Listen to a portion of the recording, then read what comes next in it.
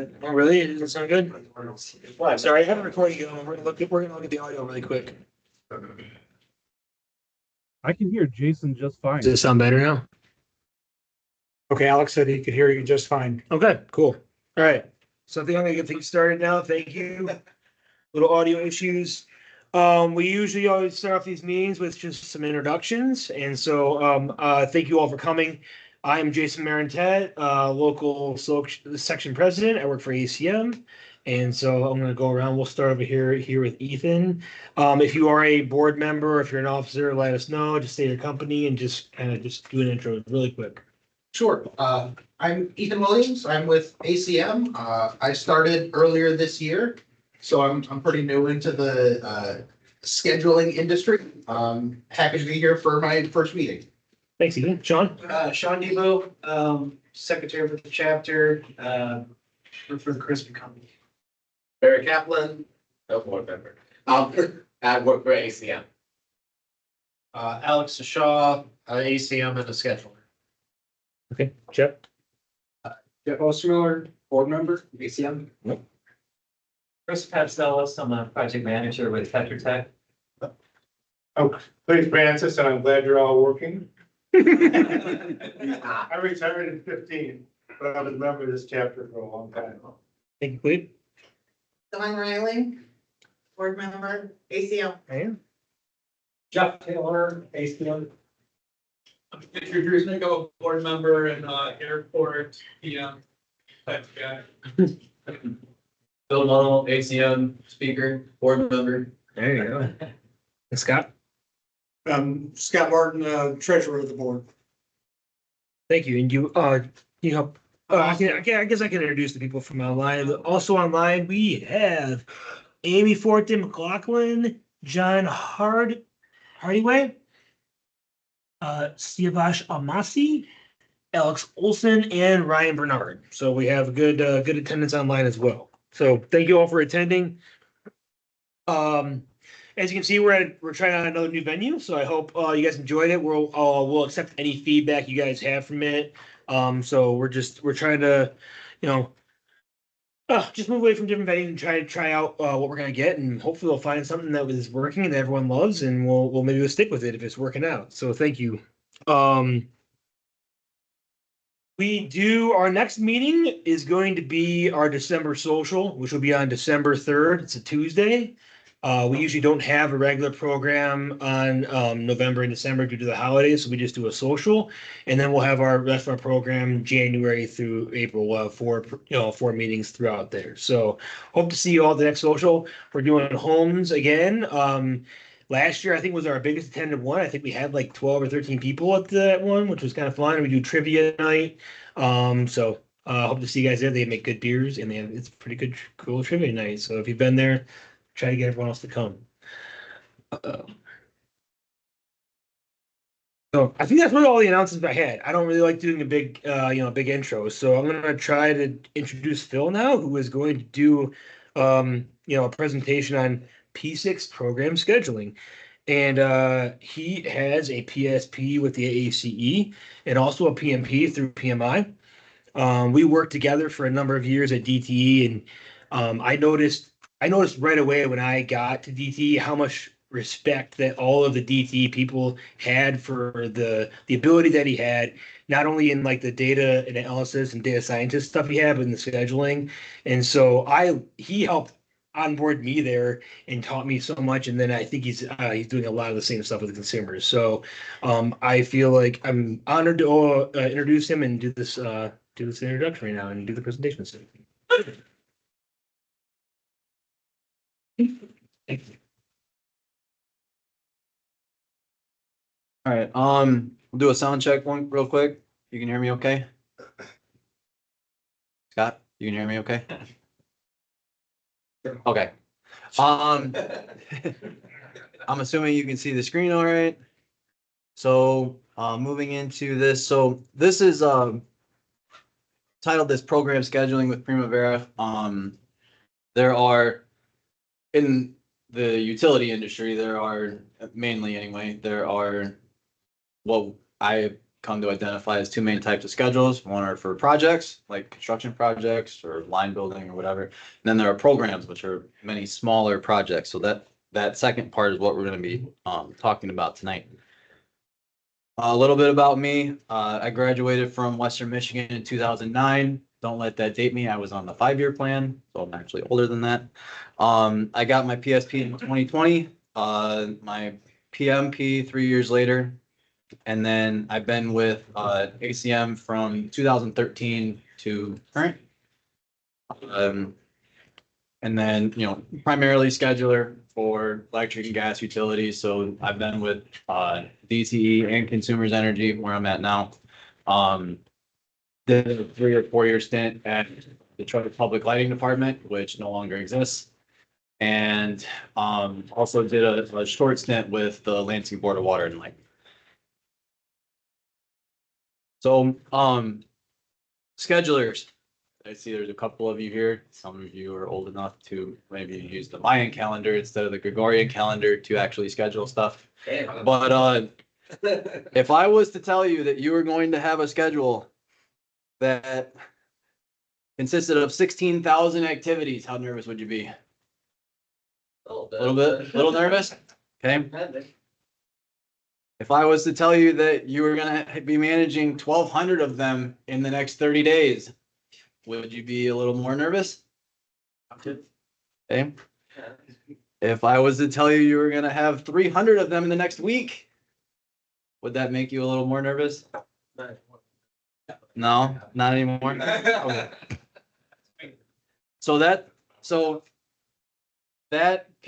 currently consists of the program that myself and Tim Moore are working on. This piece of it, I have 2/3 of it. Tim has 1/3. This is my part of it. It's $200 million. The whole program is $200 million a year, gas distribution renewal. But and that schedule span, that 16,000 activities is over the next 16 months. So, the ERP expected finish is 2035 ERP. It stands for Enhanced Infrastructure Renewal Program. So it's just replacing gas line, like old 1950s gas line with new plastic, PVC line. So it's projected to finish currently in 2035. So if we were to take that activity list and extrapolate it out, by the end of the program, we'll have over 132,000 activities. So trying to figure out how to manage that has been, quite a challenge over the last couple of years, because this all started, the way we're doing it now started about this time last year. So again, projects versus programs. A project, typically consists of a construction project or something. It has a single start milestone, single finish milestone, specific funding and resourcing needs. It transitions through, the 5 IPSEC phases: engineering, initiation, procurement, scheduling, execution, closeout, all of that. And, in most cases, it's one schedule. I know, Scott, you have, very large construction projects consist of multiple schedules because they're coming from multiple contractors, and then they all get integrated together. With a program, depending on the company requirements, from what I've seen, they'll start and end annually. So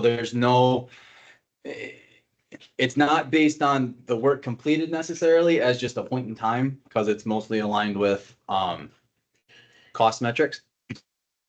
So it's made up of similar, small, mostly unrelated subsets of work. When I say unrelated, I mean Unit A does not necessarily need to be completed before Unit B or Unit C, et cetera, et cetera. So by that notion, all phases are working concurrently all the time. And then, there are different ways that you can go about doing it. a lot of times it consists of multiple schedules. So program difficulties consist of what a definition of a unit is. It's not just, when is your finish milestone going to be? The schedule size and composition, depending on how you schedule the program out. And then, methods of tracking, updating it, with multiple phases happening at once. A lot of times what happens is you'll get an update from your design group on a Monday, your engineering group on a Tuesday, your construction group on a Friday, and just trying to manage where that update, where your schedule updates all occur.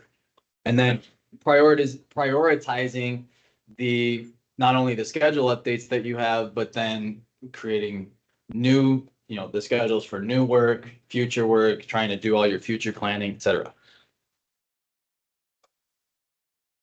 So while I was kind of doing this presentation together, I came up, I kind of realized there's really 3 different ways to schedule a program.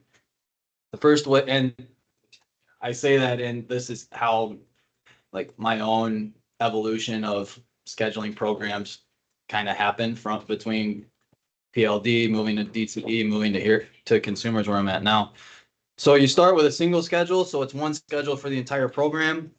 You can organize it by WBS or activity codes. All units are on the same update cycle for the life of the program.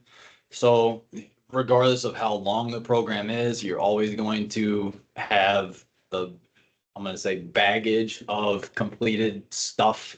So regardless of however many units you have, how many activities you've had, you always have the old stuff with you. And then, so that makes the schedule continue to grow over the program life cycle. So as you add activities, so in the example of what we had today, where we're going to end up with 132,000 activity schedule, that's actually hitting the limits of P6. Because I know at DTE there were some schedules that were like 40,000 activities, and they were having a rough go of it trying to manage those. So you say, okay, a single schedule is not going to work. So we're going to move to an annual schedule because that aligns with our program metrics. We have a 2024 program, a 2025 program, etc. So you say we're going to have one schedule for all of 2024, and then when 2025 hits, we're going to create a brand new one. Well, that all sounds well and good because you can just take the template and carry it over, use all the same activity codes, same WBS structure, etc. Where you run into problems you have carryover work that you're always going to have carryover work unless there's some sort of lull in between, the end of year 1 to the start of year 2, whether that's a layoff or something else happening. But generally, you're always going to have some kind of work. So dealing with that carryover for stuff that's starting at the end of 1 year and continuing through the next year is a big challenge of how you want to migrate stuff, or you're gonna have 2 schedules open for a period of time and what period of time that is, that sort of thing. And then finally, an integrated schedule, which is what EIRP does. So each unit or group of units gets its own schedule. Each schedules are grouped by program year. We're using project codes to handle that. That allows you to update on different cadences. So we'll get into schedule levels in a little bit, but I can decide when I'm going to update each individual unit, which gives a little more flexibility. The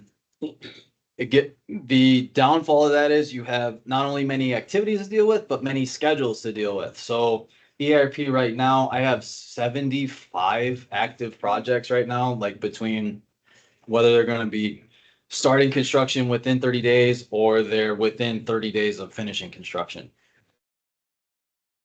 And then one good part about that is the completed work can just be, left behind, archived. You're not going to have to deal with it anymore. So that 75 number that I have for schedules can remain pretty consistent regardless of where I am through what part of the year. So then talk about integrated scheduling techniques. Really the first and most important part about this is understanding what the program consists of, how it's working, and what you need to measure it by. So choosing what your areas of focus needs to be, the existing systems that are being used, whether it's SAP, Maximo, some sort of, Access, some other sort of proprietary, work management system. And then what field crews, project managers are using to track the work in the field. Your next step is to set up a project template. So using that integrated scheduling technique, setting up that good template and then maintaining that template, as you add or subtract stuff to, further out your to create your future work goes a long way in removing a lot of the headaches that that would come up if you were to just, have one template and never look at it again and just you're adding the same amount of work afterwards anyway. Managing how your projects are going to be grouped, whether it's by program year or by work area or by, type of unit that's happening, that sort of thing. And then developing what your update process is going to be. So project organization, using the Primavera EPS, project codes, user defined fields, and then multiple layouts. That gives you it can tell you what's in engineering versus execution, estimating and budgeting, and then your forecast. So you can see here on the left, I have, two groups of projects here that are all, grouped right together. But then if you group it by year, you can see I have 6, 7, 8 in 1 year, 3 in another year, and then 3 in another year. So it's really a matter of how you're grouping stuff to see where all your work is landing, and then that allows you to prioritize what you need to work on and when.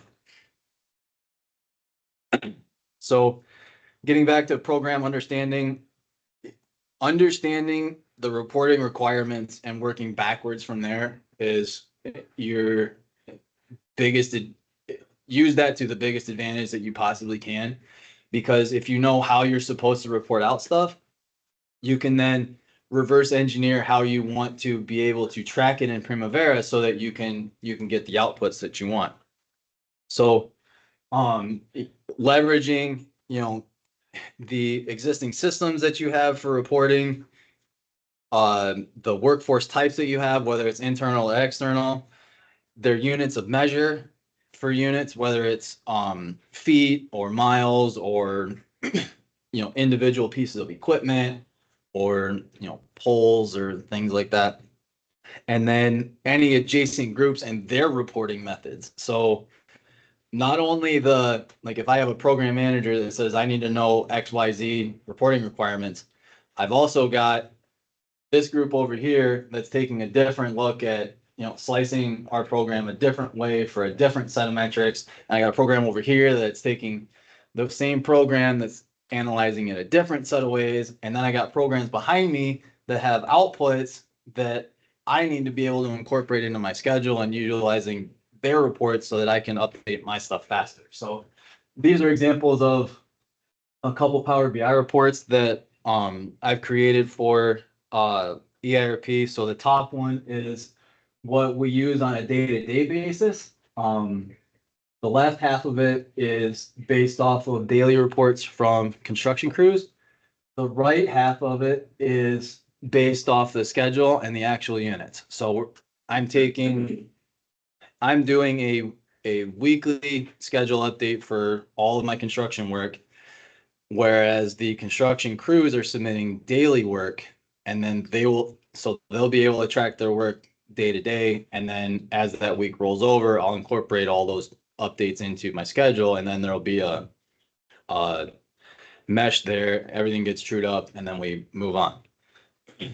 The middle portion is what we use for our basically our construction progress year to date. We have weekly targets versus actuals. You can see our baseline is the purple line, and then our actuals is the pink line. You can see all our EAC numbers, estimate completion numbers, that sort of thing. And then the bottom is what we call our retirement figures. So this is pipe that we're not using anymore. And talk about adjacent groups. This is all being used by some sort of management group that's out there that they take all the different pipe and assign methane emission values to it. And that gets categorized in various ways. And then you can tell how much methane they're reducing for, environmental reasons. And then this comes from a mapping division that will tell us, I can feed them when our construction projects are completed.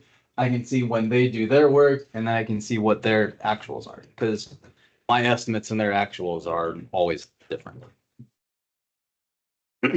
So on that note, you leverage existing systems for reporting. So a lot of this is based off of Power Query right now. So Consumers Energy utilizes SAP for most of their stuff. They have a couple of SQL servers for their mapping software and their engineering design groups. I'm able to tap into those to update my design milestones with the top view here. My middle view is to update essentially 90% of all of my activities in Primavera because of the way they construct their work. I will run a query against their SAP database for unit completions, service completions every Friday morning. These take about 30 seconds a piece to run. I'll do between 12 and 15 of them. And then I'll run Excel. This is an Excel import. Essentially, schedulers will be able to recognize some of those top rows there. That automatically generates it into a template that I can import into Primavera and update, anywhere between 1 to, I think the highest I've seen is 100 completions in a week. It makes it a whole lot easier. And then the bottom this is the output of what the query will give me. So these are all my activity IDs. I have some indicators here for, completed and in progress. This is all ancillary stuff from their SAP system, and then I can tell what material comes from there based on what they have in their design documents. So getting to that schedule template, this is really, the most important step because this builds your foundation for the entire program. Making and realizing that it's going to be a rigid template, but it's dynamic enough to incorporate different sets of changes. So as close to a level 4 schedule as possible. I think we're going to get into that in the next slide. And then make sure you standardize your nomenclature. So having a template will keep your activity IDs all similar with each other, so you can target them for reporting purposes. They'll keep your activity names all similar for the same reason. You can get your calendars all set up. You can see there's a couple of those in there, and all your logic ties. When dealing with programs like this, the hardest thing to update is logic ties because it's just super meticulous. I can do a lot of it with Excel imports off the get, but after that, trying to sequence everything together, it's all manual, and that is still the largest time consumer of my entire update cycle. Oh, I think I missed something here. So, and then make sure you have, so you can preload them. So in this top view here, the construction window, service window, vintage service window, and retire main, those three WBS summaries and one task dependent activity are all resource loaded with basically all the resources that I would need. I think the max is like 12. And then, but the units are all set to 0. So I'll make a copy of that template, put it where it needs to go, and then I can use the estimate files that we have and load all those resources up with whatever I need, and I'm off and running again. With P6 version 22, I just did a bunch of them this morning. I can do an entire schedule, copy, paste to resource loaded in about 15 minutes. So it's not bad. These are all the resources down here. So these are all the different, we have a resource for each individual pipe size, 3 resources for our labor, and then, 4 if you count contractors, but we primarily use internal workforce, and then we have an additional one there for contractors. So once you get all that set up, make sure you have a good base of layouts. I think I use the same 1, 2, 3, 4. I probably use the same 4 or 5 layouts for all my activity updates, just to filter out stuff you don't need, get it arranged the way you want, make sure you have a couple reports to send to your stakeholders, that sort of thing. And then all of that makes, ensures your consistency throughout the program. So talking about schedule levels. So this is a DTE-ism. A schedule level refers to the amount of detail within the schedule itself. So what I call a level 1 milestone or schedule is just your key milestones only. So like design start, design complete, construction start, construction complete, et cetera, et cetera. Level 2 gets you a little bit more detail. So those are your high level activities, like those WBS summaries that I had. And then make sure you have a place to put your estimate allocations. And then levels 3 and 4, those are detailed pre-construction and construction activities. And then what we do in this program is we'll allocate resource quantities on those level 2 activities. And then once we have a construction plan put together for those projects, we'll reallocate all those resources down into our new activities and then zero out the old ones. So you maintain a consistent unit count through your whole project, but now they're in specific points as opposed to just a Primavera peanut butter spread.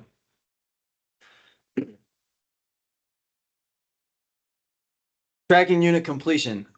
You can have this be as complex or as simple as necessary. So you can either do your reporting off of just a count of activity completions, or you can have actual resource units. And then whether you're tracking multiple resources, multiple resource types, and so long as whichever way you do it, you maintain consistency in your approach. So with our program, I have activities that can be worth as many as 2,500 units because it's 2,500 feet, or 1 unit because it's 1 service. Well, I can't do activity completion because my activities aren't worth the same amount of units. So I have resources assigned to those individual activities with just a 1 unit resource on it, so that when that activity completes, it's 1 unit completion, and I can maintain have all of my reporting just based off of units. The resources you saw earlier, I have both labor and non-labor resources being used because it's pipe, and if we didn't use material for whatever reason, that predates me coming onto the project, but our pipe is listed as non-labor, and then our workforce is labor. So then when you talk about forecasting multiple years, on the far left image is our estimates are derived. We have total quantities from our engineering group, and then our construction teams will apply various metrics to them to generate labor quantities. And then we'll load those into our schedule. And what you see at the bottom is a resource curve for, essentially this total labor line here allocated across a duration and with a limit, because that's what our total resource limit is. And then that gives us a solid resource curve. So what I do is I can take multiple years, line them up, and then I'll adjust the durations on all those projects to have that peanut butter spread move in and out. And then that'll allocate my labor across months. And so long as I'm, within reason of this, I'm comfortable with a little bit of red there. So, let's see, did I cover everything from that? So schedule durations are adjusted. Yep. Max units over. Yeah. So the limiter is based off the max unit over time allocation that you can put on a resource in P6. So those 3 labor resources actually have resources hierarchy below them.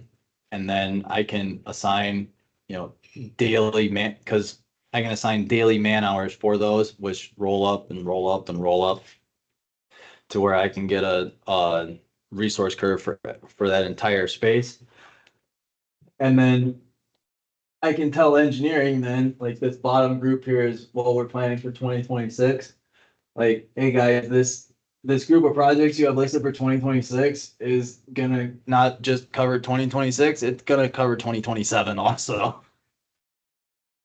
And then, so the engineering plans turn into calendarized schedules, verify project completion, and then, within the target date. So we can go back to engineering, say, we're not gonna be able to accomplish this work with the headcount that we have. You're gonna need to you're gonna need to prioritize what you want done when.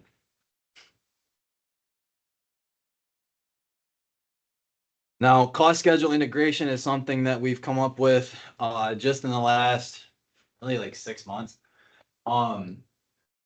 Given our program parameters, we've developed, myself and our cost engineer have developed a system where I can take the labor output from the projects, because for us, the labor stays at the higher level because I can't track labor the way that my activities are listed. So it'll peanut butter spread all my labor. I copy that out into Excel. It gives me my labor hours per project. I can assign those to or allocate those to headcount needs, but one person is like essentially 32 to 40 hours a week. And then I will levelize those to meet a total headcount for our entire group of people so that we're always forecasting the total number, because P6 will do weird things. Like I'll have weird spikes in Primavera where I'll have like multiple labor activities on top of each other. And I'm not going to forecast 120 guys when I don't have 120 guys worth of work to do. So we levelize everything and I can spit it out into our company headcount sheet. This is how they calculate all of their available or estimated labor rates. I can then run that through some rigmarole and get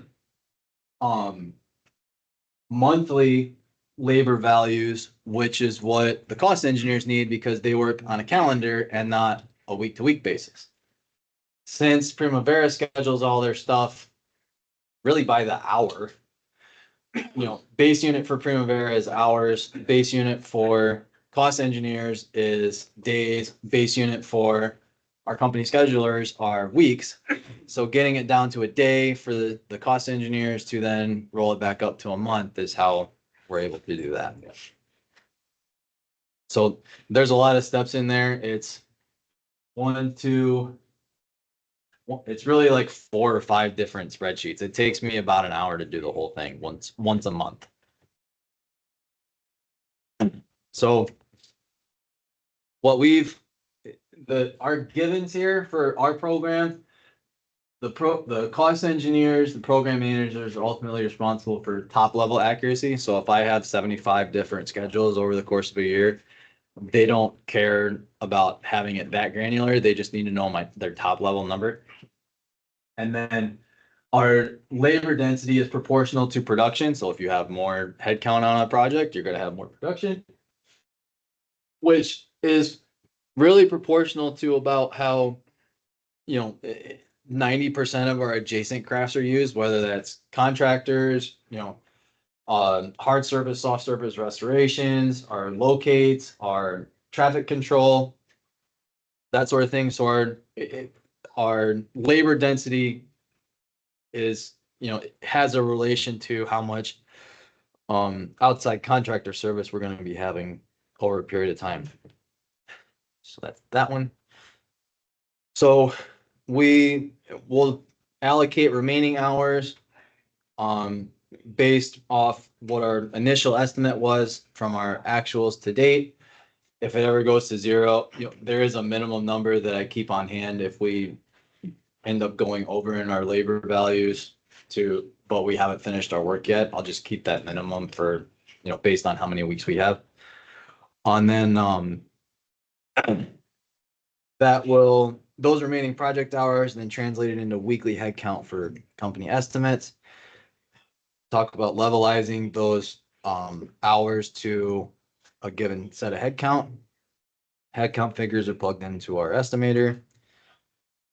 And then you calculate your daily hours, and then that leads up to monthly hours. So there's a lot of Power Query that's in there that divides stuff and transforms stuff around. That's a different presentation. So that's all well and good. So when we talk about changing or adding or subtracting stuff from a program schedule, since a program lasts multiple years, you're not necessarily like, if I started this last year and I get to 2030 and I find some sort of monstrous change that I need to make, I'm not going to go back and change or update 5 years worth of schedules. That's just not feasible. So what we've decided is we're going to take an iterative, like moving forward approach. So as we've gone through the year 2024, we've identified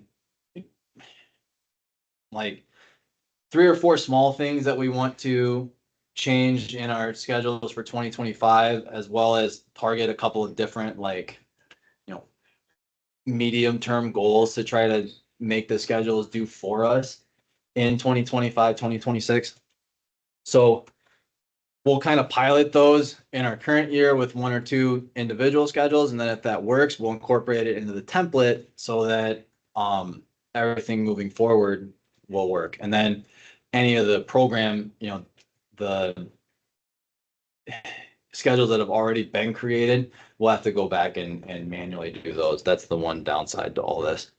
So you'll pilot the changes, incorporate them, and then update the template. So you don't want to get too far ahead from a template creation standpoint, or just like just creating projects out into oblivion for that reason. But a lot of that can be changed with either, you can make updates with Excel files, find and replace functions, that sort of thing. But this is an example of that. So in 2024, we were using a different set of labor resources, and we were using our test dependent activities to kind of show on the Gantt chart where our projects were landing. For 2025 and 2026, we've added a level of effort activity that encompasses our whole construction phase. It doesn't do anything, it just sits there. And we've moved to these, what we call headquarters resources. So they're smaller subsets of people. And so you can see where we've kind of started with those resources and how we're carrying them forward, and how those new activities have been incorporated into our templates. And that's how our new layouts will start to show up.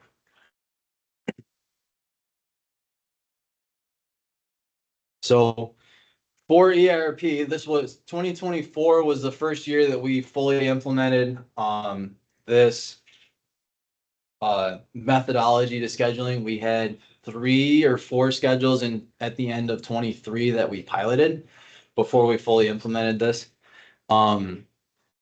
Before those 4 WBS summary activities that I showed you guys in our template, that was all that we were using to measure construction. So it was really hard to see how long an 8-week or 10-week activity was going to last based on our construction crews just saying, we're going to push the favorite saying was push the end date out push the start date out by 2 weeks, but keep the end date schedule. That's not really a feasible thing. So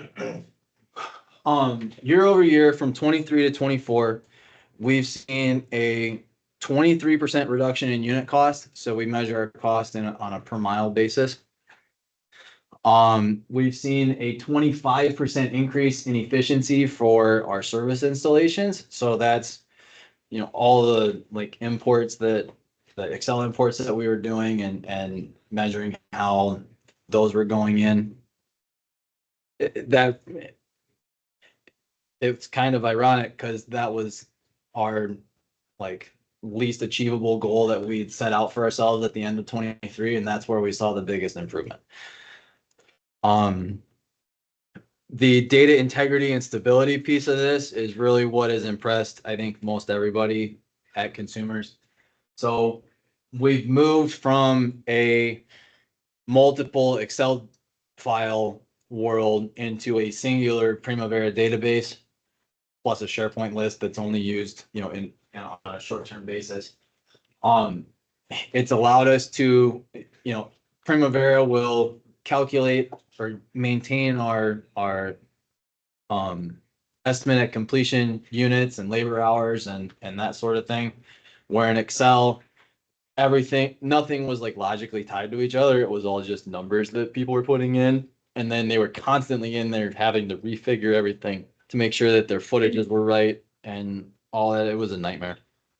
So between that and then having the schedule providing predictability and consistency in reporting, we've moved from just having a construction crew say they're going to get X amount of feet in a week to actually saying we're going to be doing this piece of pipe, this piece of pipe, and this piece of pipe, and then that totals up to a footage. And then whatever they do get, stays in that week. Whatever they don't get moves to the next week. If they get something else, it pulls in, and it allows us to maintain that schedule all the way through. Meshing the daily field reports to fit with the weekly schedule updates. This was the first big hurdle that we hit where they were just reporting. The construction crews were in the old mindset of reporting footage just based on how much they got on a tape measure, as opposed to saying they got this segment worth of work completed and it's worth that much footage. And then once they get to, so if they start at point A and they hit point B, so long as they haven't hit point C yet, they only claim up to point B. And then once they hit point C, then they can claim B to C, C to D, etc. And then utilizing our company work processes to assist with reporting and project closeout. Being able to take unit completions from SAP means that I can tell the field crews that I can't count this work until you've completed your work process in SAP. So when you have a project that has 600 of these work orders sitting out there, because that's how we do our process, it really helps them with the closeout procedure at the end where they don't have 75 of these work orders hanging out there that they got to go backtrace and figure out what happened to them. They're making sure that they close them out or cancel them out as they go, so that at the end of the project, we've usually got between 5 to 8 of these things kind of hanging out there, and it makes life a lot easier for those guys. So in 2023, we had planned to do 128 miles worth of work. We got 114. Our labor quantity had a plus or minus like 10% a lot of times in variance. And when we're talking about 30 to 40,000 hours a month, that turns into quite a bit of cost. And we were going through monthly changes to our entire program forecast. So we were rebaselining our entire program every single month.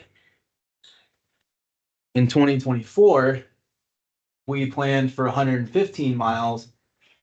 Through 10/20, we've gotten 111 so far. We're forecasted to get 130 by the end of the year. We've gotten our monthly variance and labor quantity down to a plus or minus 2%. I think there was one, I think it was August. We on a 30,000 hour, 40,000 hour pool, we were off by 100. So I think we did pretty good there. And then we're really averaging like quarterly changes to a project forecast. A lot of these we will baseline at construction start and we won't touch them again. Or if we are baselining these, during construction, we'll do it one time maybe. And we'll do it because, they're, instead of putting 4 crews on a project, they'll put 2 crews on a project because they have needs someplace else. And so it'll cause the schedule to stretch, that sort of thing. But we're having to do those a whole lot less from a construction point of view. And then that puts the onus back on the design and engineering teams to tell them, we're going to have work available at this point in time. We're going to need work to be able to do at that point in time. We've really started to develop an assembly line approach to how work is given to the construction crews and then executed again. Oops. So then Exception handling. Talk about real versus not real exceptions. I will have a lot of people that show up. I'll just have this. So my exception is the leading cause of death for work processes. I wanted to tell this to Rick last month at that section meeting. And then sometimes the best way to win the game is to not play at all. So talk about real versus not real exceptions. If an exception is what I consider real, it's impactful to an individual project or unit measurement, has a high likelihood of reoccurrence on other units or projects. You can identify it and track it. A lot of times I'll have a field guide say, oh, well, we can't do this because of this, this, and this. And I'm like, okay, how do you track that? Well, it just kind of happens and there's nothing we can do about it and we just have to deal with it. And then incorporating that exception into the overall template or the overall project has a limited sort of complexity. You don't have to have like 30 different logic ties or have it not really be based on anything and it just kind of sits there. A not real exception is where impact to project outcome or unit measurement is minimal or localized to one project, has a low likelihood of reoccurrence somewhere else in the program. You're not really able to track it, and from whether from either an initiation standpoint or a completion standpoint. And then, you know, somebody will say that we can't do this because of XYZ. Okay, how do you mitigate that? Well, we really can't. It just kind of is what it is. I'm not going to deal with that. So a lot of times you can come up with compromises to stuff like this. So once you determine whether something is real or an exception is real or not real, should it be incorporated into the template and how you would incorporate it? If, you know, if you're okay to implement it, if it's not going to be a huge burden on yourself or the rest of the program, you know, when you're going to time that implementation, like go back to the moving forward sort of methodology, you know, we'll pilot tracking this on this project. If it works out for us, we'll implement it across all projects for the next year. And then, you know, the whole go back moving forward thing, you know, are we going to incorporate this into the rest of this year's work, or are we just going to incorporate it into the work moving forward? Never will I say we're going to go back and change how we measured stuff in like 2023, for example. That's just not feasible.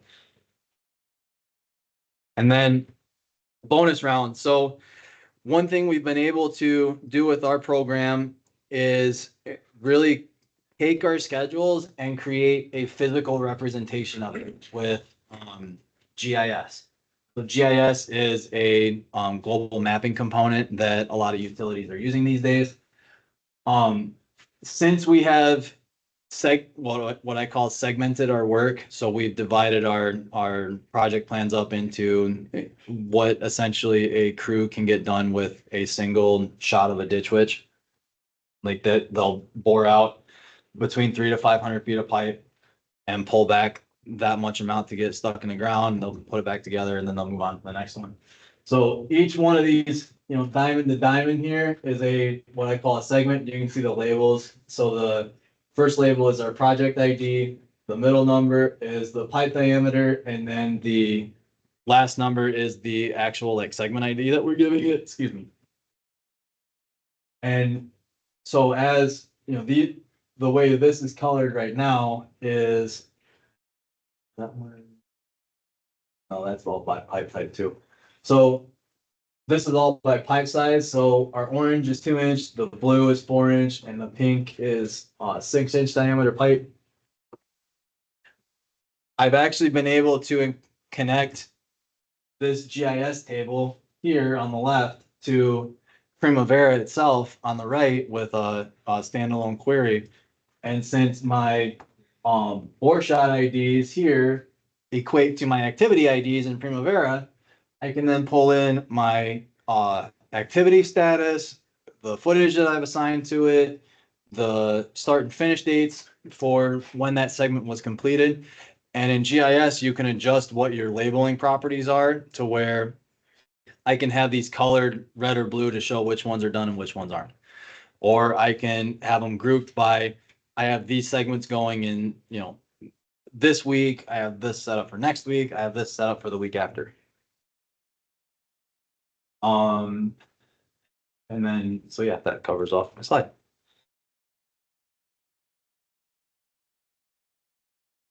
So lastly, to wrap this all up, program scheduling is very much like controlling chaos because you have all phases going all at once, all the time.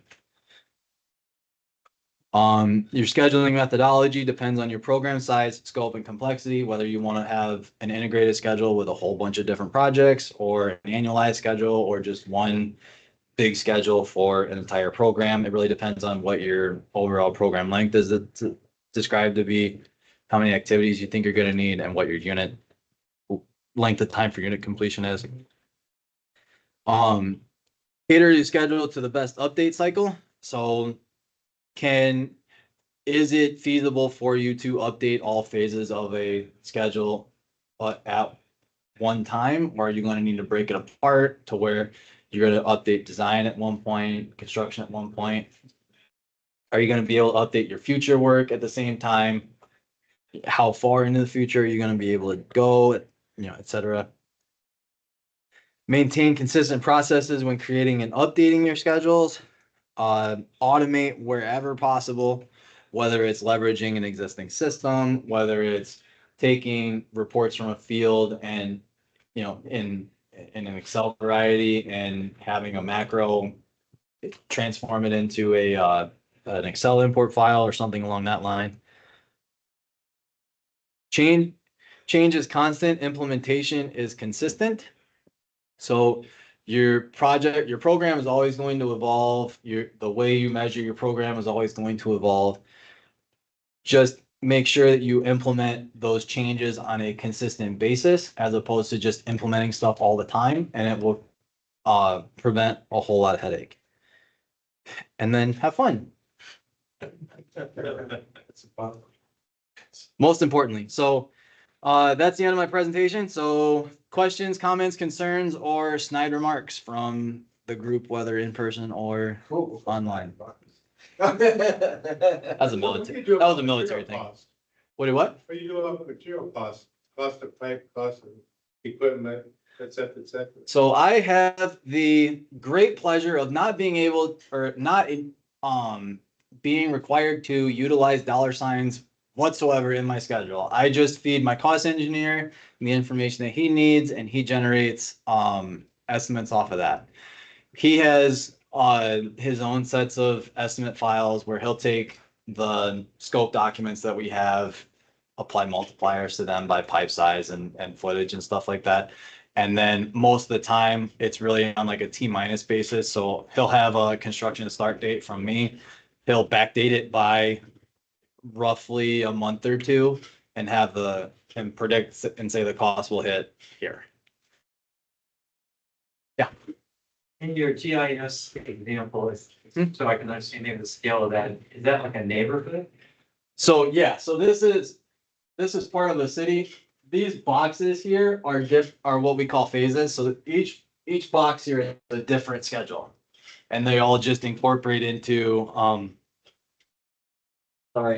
they all incorporate into one what we call grid.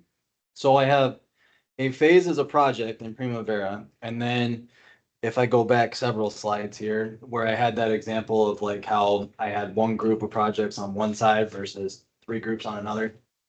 That black and white example was how each phase is incorporated into a grid, which is how the construction crews are really trying to conduct the work. So they'll set up a pull-out yard somewhere in this vicinity, do hopefully all of this work, and then move on to another area. Okay, I have 2 more, sorry. Okay. How are you inputting your construction progress? The guys like superintendents have like a tablet or something? Or how do you... So the construction crews use a power app they'll run through a power app that has a whole bunch of criteria on like head count, safety data, et cetera. But there's a section in there that will say, how much footage did you install, how many services did you complete, and then there's a note section, and they'll put in that note section which segments they completed. And then that translates to my schedule. So on Fridays, they'll say that they completed 2-25, 26, and 27 for this amount of feet. I can go into my schedule, not really worry about the footage, complete those segments, on that particular day. And then on Monday, that daily report will go from looking at the SharePoint file that they're submitting to my P6 file or my P6 database. And generally, unless the construction guys screw something up, they'll match. Or I screw something up. Sometimes I screw up too. Okay, last one being more on the engineering side. Yeah. They're like one engineering company doing all the design for this program, or multiple, or how do you integrate that? It is all internal. Oh, okay. Yep. We have dabbled with bringing contractors in to do some of the design work. One reason or another, it has not panned out very well. So, for this program, all the design work is done internally. Yep. Yeah. I know I'm, like I mentioned earlier, pretty new to the whole scheduling field, so I apologize. It might be a more pedestrian question.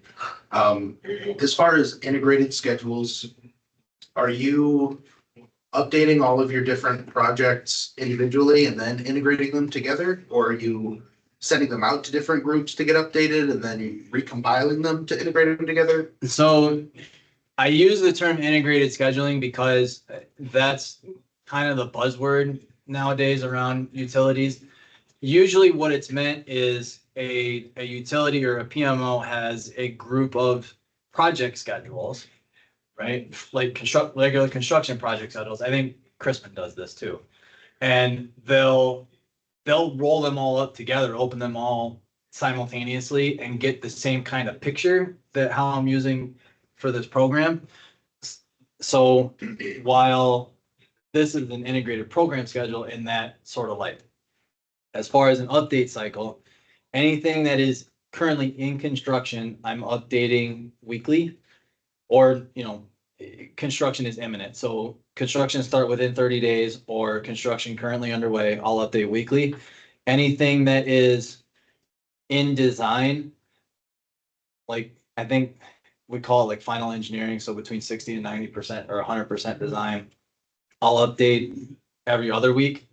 And then anything beyond that, I'll update either monthly or, whenever I get an update. I have a file that looks at our entire engineering database and will tell me, I'll look at that every week and I'll just go through it and say, okay, all these completed this week, there are these milestones. I'll go in and update those schedules kind of on an ad hoc basis and move everything along. I don't get a whole lot of like, the typical scheduler, is this done? If not, how many days to completion? They don't give me that kind of feedback. So I'm kind of left with this. Yeah. You use inter-project relationships on and there. I do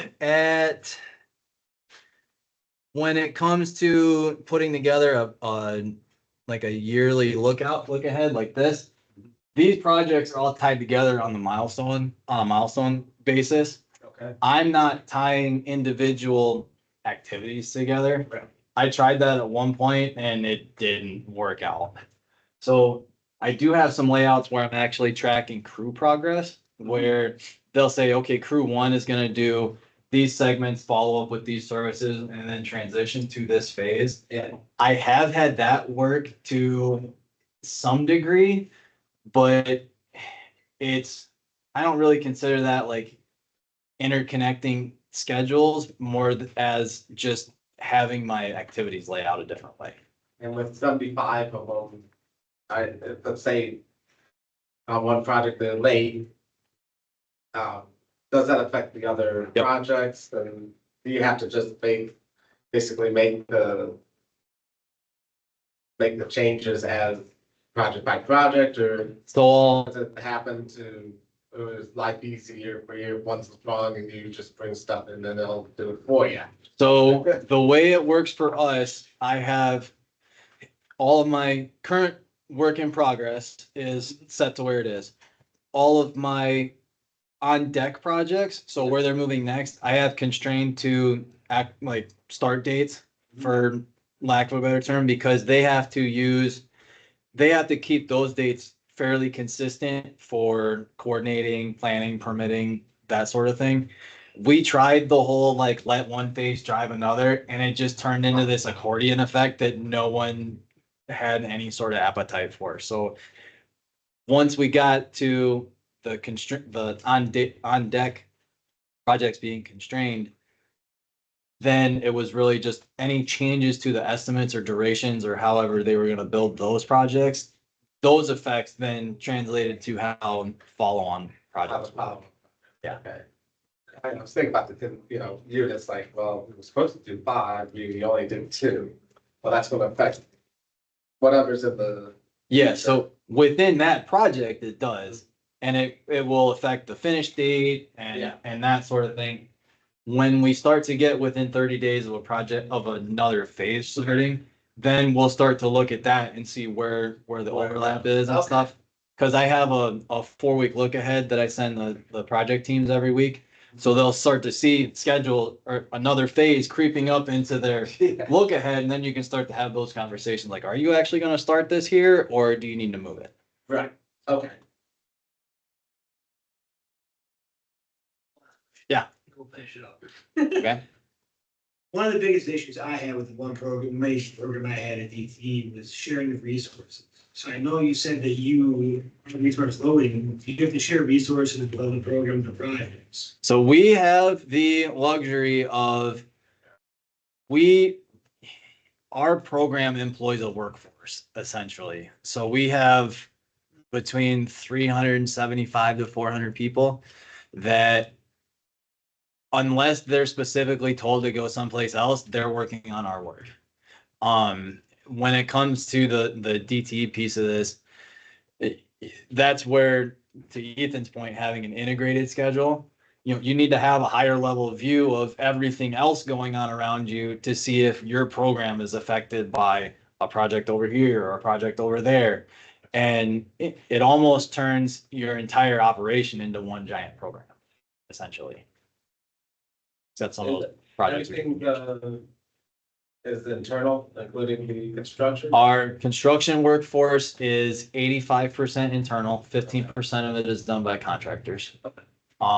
It's roughly the same from a design perspective, but all of the contract design work is sent into the internal designs database.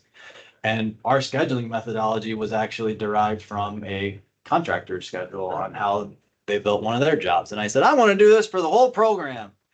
And that's how this was born.